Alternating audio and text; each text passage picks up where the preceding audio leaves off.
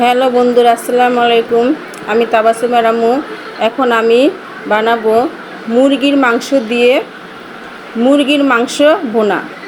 এই দেখেন, এখানে আমি প্রায় আধা কেজির চেয়ে বেশি মাংস নিয়েছি। এই যে লেগ পিস, এই যে এটা থোল মাংস নিয়েছি।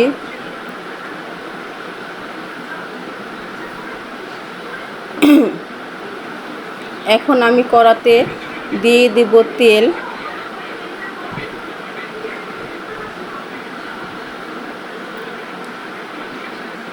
তারপরে দিয়ে দেব পেঁয়াজ। যেহেতু আমি মাংসটাকে ভুনা করবো, এই জন্য পেঁয়াজটা আমি একটু বেশিই দেব। আমার এক বন্ধু তাজনিয়া তাজিদ, তুমি কমেন্টে লিখেছো, আন্টি আপনার সেমাই খুবই সুন্দর হয়েছে দেখতে।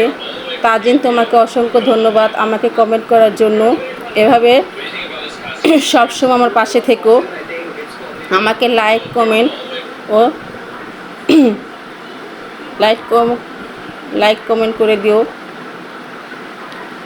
এই যে আমি পেঁয়াজটা এখন ভালো করে নাড়ছি।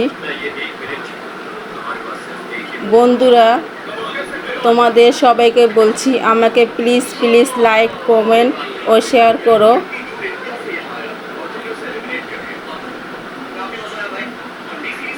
এখন আমি পেঁয়াজে পানি দিয়ে দেব।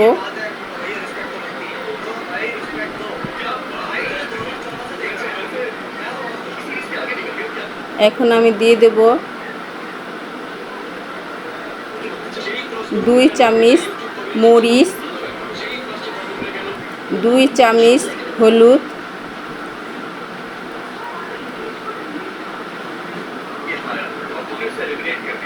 স্বাদ মতো লবণ। এখন এই মশলাটা ভালো করে নেড়ে নেব।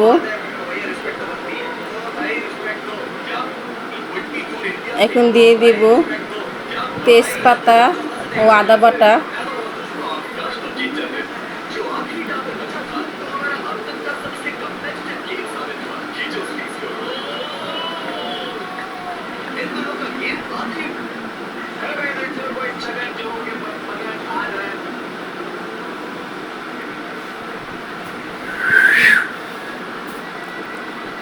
এখন আমি গরম মশলা, জিরা, সব মশলা একসাথে বেটে পেস্ট করে রেখেছি, এটাকে দিয়ে দেব।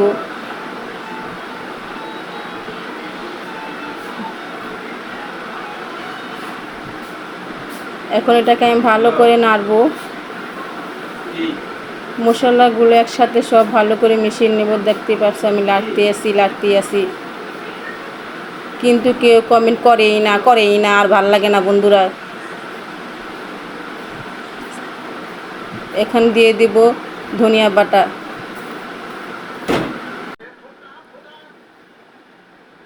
দেখেন, এই যে মশলাগুলো আমি ভালো করে নেড়ে নিচ্ছি যেন লেগে না যায়। এখন আমি দিয়ে দেব মাংস, যে আমি লেগ পিস দুটো দিয়ে দিয়েছি। এখন মাংসগুলো আমি দিয়ে দেব, সবটা মাংস আমি দিয়ে দেব।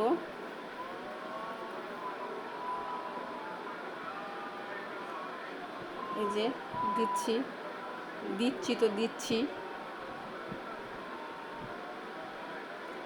এখন বন্ধুরা, এটার ইচ্ছা মতো লাড়ুম। কী করুন বন্ধুরা, আপনারা কেউ কমেন্ট করেন না, লাইক করেন না। এই যে আমি লাড়তাছি।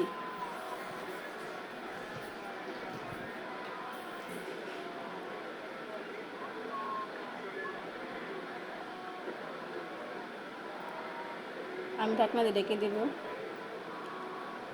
এই যে আমার মাংসটা প্রায় হয়ে গেছে, মনে হইতাছে হয়ে গেছে।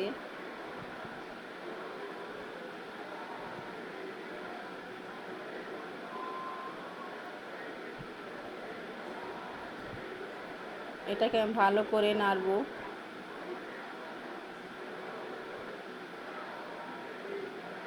এখন আমি পানি দিয়ে দেব, পরিমাণ মতো পানি দিয়ে দেব।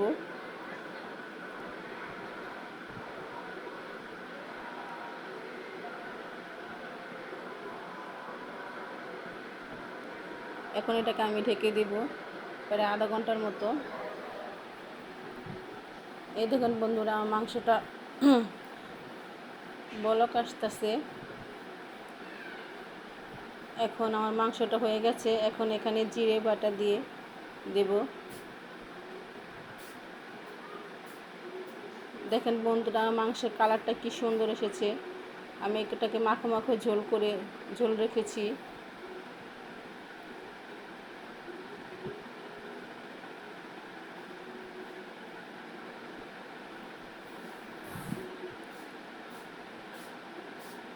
এই দেখেন আমার মাংসটা হয়ে গেছে। এখন এটা আমার মেয়ে খেয়ে বলবে মাংসটা কেমন হয়েছে।